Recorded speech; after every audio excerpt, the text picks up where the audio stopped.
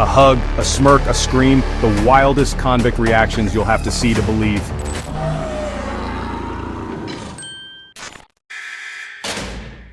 The courtroom was heavy with tension as Michael Madison sat at the defense table, wearing a smirk that never seemed to leave his face. This wasn't a man overwhelmed by guilt. This was someone who looked like he was mocking the very system trying to hold him accountable. As victim impact statements began, Madison didn't lower his head or show any signs of remorse. Instead, he laughed, a slow, unsettling chuckle that cut through the air like a cold gust of wind. Families of the victims could hardly believe what they were seeing. One man, the father of a young woman Madison had taken from the world, couldn't stand it any longer. As he described his loss, Madison's grin widened, and something inside the father snapped. He lunged across the courtroom, trying to reach Madison with a fury that years of grief had built. Court officers rushed in, holding him back just inches from Madison, whose smile didn't even flinch. If anything, it grew colder. The courtroom became a scene straight out of a dark drama. Chaos, shouting, a sea of emotion colliding with a man who seemed utterly untouched by it all. Madison's reaction wasn't just disrespectful. It was like a scene torn from Silence of the Lambs. When the judge finally delivered the death sentence, he didn't look away from Madison's eyes. He wanted Madison to feel the weight of justice. But judging by that smirk, it was clear, Madison had already decided that nothing, not even a courtroom full of heartbreak, could wipe the twisted satisfaction off his face. In a courtroom packed with emotion, Amber Geiger stood frozen, her face tight with fear and disbelief.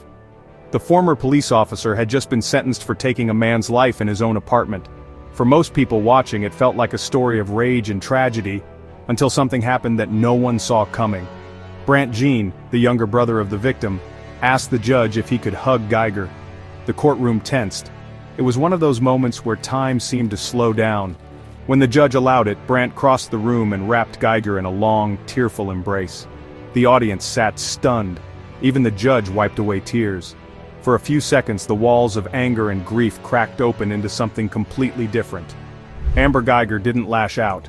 She didn't collapse or beg for mercy. She just clung to the hug, almost as if it was the only thing holding her together. Her reaction wasn't loud, but it was powerful. In a trial defined by bitterness, that final moment left a mark no sentence ever could. Still, not all reactions in court end with unexpected forgiveness. Some spiral into pure chaos. Ronnie O'Neal didn't need a defense attorney. He chose to speak for himself, pacing in front of the jury like he was starring in his own personal movie. After being found guilty of horrific acts, he didn't show sorrow, he didn't show fear. When the judge handed down his life sentence, O'Neal exploded in a fiery tirade. Standing tall, his voice thundered across the courtroom. He shouted accusations at the very people tasked with giving him justice, claiming they were part of a plot against him. His arms flew into the air, his words pouring out faster and louder with each breath. Court officers moved in, ready to step between him and the judge, but O'Neal didn't care. He had the spotlight, and he wasn't going to let it go quietly. What made it even stranger was the way he switched from shouting to almost preaching, as if trying to convince everyone he was the real victim. His courtroom meltdown wasn't just a final act of rebellion, it was a full display of unfiltered rage, the kind that burns through all reason and leaves only scorched ground behind. The courtroom had seen emotional collapses before. It had seen tears, it had seen anger. But what O'Neal unleashed was something much rawer, a one-man war against the very walls closing in around him. And yet, even his furious explosion seems almost controlled compared to what another infamous criminal once did, standing proudly in court and shouting two words that made headlines around the world. The courtroom had seen its share of shocking defendants, but Richard Ramirez rewrote the rules the moment he entered. Dressed in black with hollow eyes and an icy stare, Ramirez wasn't interested in pretending. He wasn't there to plead, explain, or apologize. He was there to make a statement, and he made it loud and clear. During one of his earliest court appearances, Ramirez lifted his hand to reveal a crudely drawn pentagram on his palm. He smiled. Not warmly, not nervously, but with a kind of cold pride. Then he looked directly at the cameras, the judge, the jury, everyone watching, and spoke two words that dropped like a bomb: "Hail Satan." The courtroom froze. A few gasps slipped out before the room fell into a stunned, almost eerie silence. Ramirez didn't flinch. He basked in the moment like a rock star stepping onto a twisted stage. His outburst wasn't an accident, it was deliberate, meant to shock, terrify, and grab every headline in the country. What set Ramirez apart wasn't just the darkness of his crimes, it was the way he embraced it, proudly and without a shred of regret. His blank, almost smug expression during trial felt less like fear and more like performance. If Madison's smile was ice, Ramirez's grin was fire, wild, untamed, and meant to burn itself into history. It's no wonder his courtroom antics became the stuff of legend, referenced in everything from documentaries to dark thrillers. Looking at Ramirez, it was clear he wasn't fighting the system, he was daring it to look back at him and blink first. By the time Aileen Wuornos stood for her final sentencing, the courtroom had already witnessed her unraveling. But no one could have predicted just how wild her last moments before the judge would be. Aileen wasn't there to beg for leniency. She wasn't there to show regret. She was there to unleash every ounce of anger she had left. Standing stiffly, her eyes flashing with fury, Wuornos cut off the judge before he could even finish his final remarks. She didn't shout for mercy. She didn't break down in tears. She screamed accusations, wild, fierce words about conspiracies and mistreatment, her voice growing louder, rougher, each second pulling the courtroom further into chaos. Her hands shook, her face twisted into a look of pure rage. It wasn't just a meltdown, it was a storm tearing through the courtroom walls. Unlike some defendants who mask their emotions, Wuornos put everything on display. Watching her, it felt less like a legal proceeding and more like a live wire sparking out of control. Some reporters later compared her last courtroom appearance to something out of a horror movie, and it's easy to see why. She didn't go quietly. She fought the verdict with everything she had, even if it was just with her voice. As officers led her out, still yelling, still fighting invisible enemies, one thing was clear. Aileen Wuornos wasn't going to be remembered for silent regret. She made sure the world would never forget the sound of her rage. Her outburst didn't just end a trial, it cemented her place as one of the most unforgettable figures ever to stand before a judge. Not every courtroom explodes with noise. Some become even more chilling when everything goes completely, unnervingly still. That's exactly what happened during Dylan Roof's trial. As the guilty verdicts were read out one by one, Roof didn't flinch. He didn't cry, he didn't even blink. He sat there frozen, wearing the same cold stare he had carried through the entire case. There was no hint of regret in his eyes, no fear, no anger. It was the kind of blankness that unsettles people more than any scream ever could. Reporters later said it was like watching someone staring through the world rather than at it. Roof refused to show even the slightest sign that the weight of his crimes or the reality of his future had touched him at all. When it came time for sentencing, Roof even chose to address the jury himself. His words were short, almost robotic, offering no apology, no real explanation. It was less a defense than a quiet, stubborn stand, as if he had already locked himself away from the courtroom long before the trial even began. Sitting there in his simple clothes with that eerie detachment, Roof didn't have to raise his voice to leave the room rattled. His silence spoke louder than any outburst could have. It was the kind of reaction that leaves a permanent chill, the quiet conviction of someone who had chosen to feel nothing at all. When Lori Vallow first walked into court, it wasn't grief or fear that marked her face. It was something else entirely, a smirk. Standing accused in a case about kids that gripped the entire country, Vallow didn't carry the weight most people expected. She smiled at the cameras. She traded glances with her defense team. At moments when you'd expect tears, she almost seemed amused. Throughout her trial, Vallow's behavior kept shifting between polite disinterest and quiet glee. She'd listen as prosecutors laid out disturbing evidence with the same casual air someone might have flipping through a magazine. When the verdict finally came, finding her guilty, her reaction wasn't heartbreak. It was a slight tilt of the head and a thin, unshaken smile, as if the courtroom was just another stage and she had already moved on to the next act. Observers compared her courtroom performance to something straight out of a psychological drama, a character who refuses to crack even as everything around them collapses. Some experts later suggested it was part of her attempt to maintain control, to present herself as untouchable no matter what the verdict said. The smirk, subtle but undeniable, stayed long after the sentencing ended. In a sea of solemn faces and heavy emotions, Lori Vallow's reaction stood out like a sharp edge against soft fabric. It didn't scream, it didn't break down. It lingered, leaving a bitter taste in the air long after the courtroom emptied.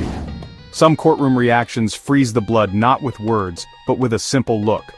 When Isaiah Sweet appeared before a judge, the thing that caught everyone's attention wasn't what he said. It was the grin stretched across his face. Convicted of a crime that stunned his small town, Sweet didn't seem broken by guilt. He seemed entertained. As prosecutors laid out the charges against him, Sweet sat calmly, flashing an eerie smile whenever the courtroom fell into silence. It wasn't nervousness, it wasn't confusion, it was deliberate, a quiet message that he felt nothing close to remorse. Reporters described it as a grin that didn't belong in the room, as if he thought the entire process was some kind of twisted joke. Even when the judge handed down a heavy sentence, Sweet's expression barely shifted. His eyes flickered with a hint of amusement, his mouth curling ever so slightly, as though he was above the courtroom, beyond their rules, untouched by their outrage. It's the kind of reaction that doesn't need shouting or tears to leave a scar. Just a smile in the wrong moment. Cold, calculated, and unforgettable. If you made a list of the most famous courtroom moments in American history, O.J. Simpson's glove demonstration would land right at the top. Charged with 2 high-profile killings, Simpson sat through a trial that became a full-blown national obsession. But it was one moment, one strange, unforgettable moment, that turned the whole case on its head. The prosecution thought they had a smoking gun, a bloody glove found at the crime scene. In a bold move, they asked Simpson to try it on. He stood up, slipped his hand into the glove, and struggled, awkwardly, visibly, to fit it over his fingers. The glove looked too small, too tight. Simpson flexed his hands and shook his head ever so slightly, making sure everyone saw how badly it fit. The courtroom buzzed with energy. Cameras zoomed in. Reporters scribbled furiously. It wasn't just the defense that noticed, the entire nation watched in real time as the prosecution's confidence cracked. Simpson's reaction wasn't loud, it wasn't flashy, it was subtle and powerful, showing without words what his lawyers would later hammer home. If it doesn't fit, you must acquit. Whether it was genuine difficulty or courtroom theater didn't matter. The moment was burned into public memory. A simple gesture, a struggle with a glove, changed the course of one of the biggest trials ever televised. 2 defendants, 2 masks, 1 courtroom explosion. As the judge read the charges, the man suddenly erupted, screaming, eyes wide, face twisted in rage, "Burn in hell!" The woman beside him joined in, her mouth open in a frozen scream behind the restraint. It didn't feel like court anymore, it felt like a horror film. Guards rushed in, chaos erupted, but the duo kept yelling, thrashing, locked in a shared meltdown that left the entire room speechless. Long before viral soundbites and court TV, there was Brenda Spencer. At just 16 years old, she made headlines across the country. Not just for what she did, but for what she said. When asked why she carried out a shocking attack in a school, her response was ice cold and bizarre. "I don't like Mondays." That sentence, flat and emotionless, echoed across news broadcasts and headlines like a line from a dystopian film. Her courtroom demeanor only added to the strangeness. She showed little reaction during the hearings. No tears, no confusion, just the same flat stare like someone watching a movie in slow motion. And that eerie phrase followed her wherever she went. It wasn't just cold, it was surreal. A school day, a Monday, had somehow become her excuse, and she never took it back. At trial, Brenda didn't shout or argue. She didn't flinch when the charges were read. Her silence didn't seem to come from fear. It came from distance. Emotional distance that left everyone in the room wondering whether she fully understood the weight of what had happened, or if she just didn't care. Years later, her words would inspire songs, documentaries, and debates, but in that courtroom they landed like a thunderclap. Not shouted, not screamed, just spoken, calmly. Almost like a joke only she understood. Brenda Spencer didn't lash out like others on this list, but her calm detachment may be one of the most chilling reactions ever recorded. When the verdict was read, the entire world was watching. Derek Chauvin, standing trial for one of the most publicized cases in modern history, didn't react. Not a twitch, not a word. He looked straight ahead, eyes slightly narrowed, his face frozen. While the courtroom held its breath, Chauvin seemed untouched by the moment. No surprise, no fear, just that same blank expression he had carried through the entire trial. For many, it was that look, not his words, not even the charges, that triggered something deeper. His expression became the symbol of emotional detachment. A still mask, while the world outside was shouting. He didn't cry, didn't flinch, didn't look away. It was like he had built a wall between himself and everything around him, and nothing was going to get through. Even after the conviction, as he was handcuffed and led out, he didn't break. He turned once toward the judge, his eyes giving away nothing. No appeal, no reaction, just silence. And in a case where silence had already played a major role, it made the final image all the more powerful. Chauvin's courtroom presence wasn't dramatic, but it left a mark. A reminder that sometimes what you don't say can echo louder than any outburst. No shouting, no tears, just a stare that millions would never forget. Ted Bundy didn't just treat his trial like a legal proceeding, he treated it like a stage. Charming, calm, and disturbingly composed, he played to the cameras with eerie confidence. Unlike most defendants, Bundy acted as his own attorney, cross-examining witnesses, cracking jokes, and maintaining control over every word said about him. But nothing shocked the courtroom more than what happened during a witness's testimony. In the middle of proceedings, with cameras rolling and the world watching, Bundy turned to Carol Ann Boone, a woman who had been supporting him throughout the trial, and asked her to marry him, on the record, in front of the judge. It wasn't a romantic whisper or a private note, it was a legal move. And because they were in a Florida courtroom, the exchange became legally binding on the spot. The courtroom didn't erupt in cheers, it didn't fall apart either. Instead, there was this strange moment of stillness, a mix of confusion, discomfort, and disbelief. A man accused of violent crimes was standing there performing a public marriage proposal with a straight face. Boone said yes. Bundy smiled, and the trial continued, like it was all part of the show. His calm demeanor and strategic stunts weren't just courtroom tactics, they were part of the image he wanted to project, in control, untouched, and always one step ahead. The proposal wasn't about love, it was about power, a man trying to rewrite his role even as the walls closed in around him. Where most defendants are defined by their breakdowns, Bundy stood out for his performance, and that chilling smile that never quite left his face. From the moment Luca Magnotta entered the courtroom, it was clear this wasn't going to be a normal trial. Accused in a case that shocked the world and dominated headlines across multiple countries, Magnotta's calm, almost smug demeanor immediately stood out. As serious charges were read aloud, he didn't flinch. He sat there with his hands folded neatly and more than once smirked, not a nervous smile, not a misunderstood twitch, a deliberate, cold, almost rehearsed smirk that sent chills through the courtroom. Even as graphic evidence was shown and witnesses testified, Magnotta's face barely changed. Except for that occasional unsettling grin, it wasn't defiance, it wasn't joy, it was something harder to explain, like he was watching a scene he'd already played out in his head 100 times.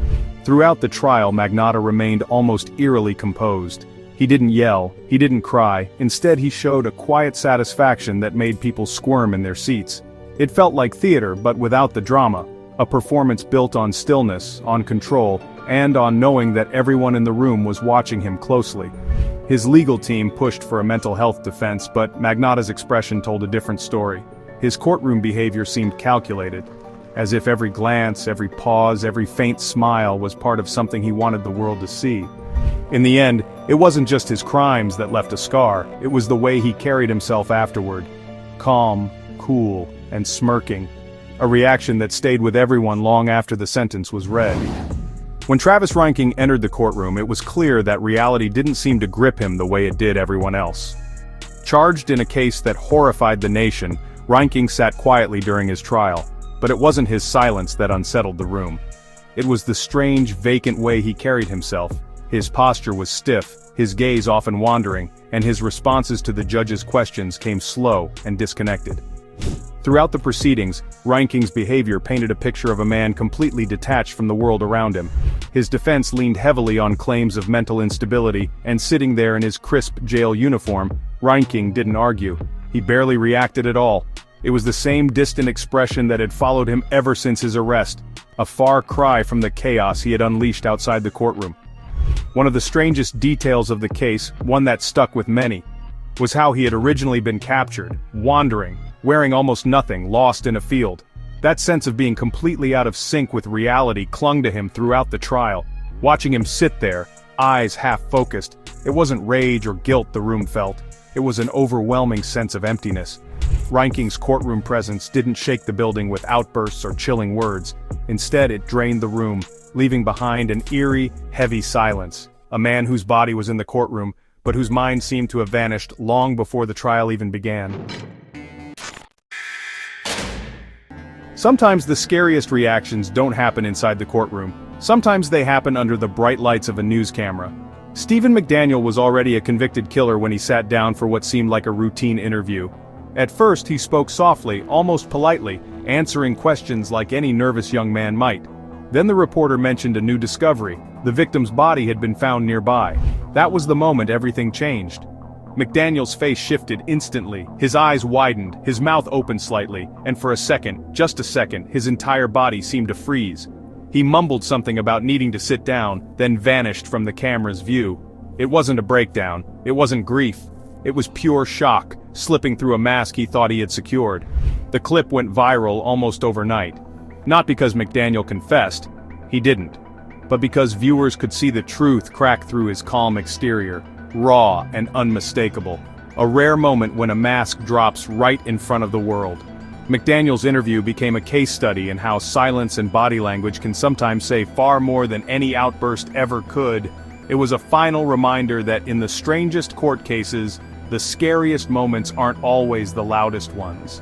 They're the ones that creep up when you least expect them, and never quite leave your mind after. That's about it. Whose reaction surprised you the most? Write in the comments. For more useful information, watch other videos.